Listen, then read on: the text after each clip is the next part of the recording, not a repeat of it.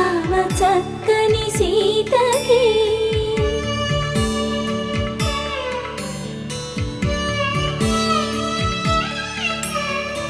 ఎర్ర జాబిలి చేయి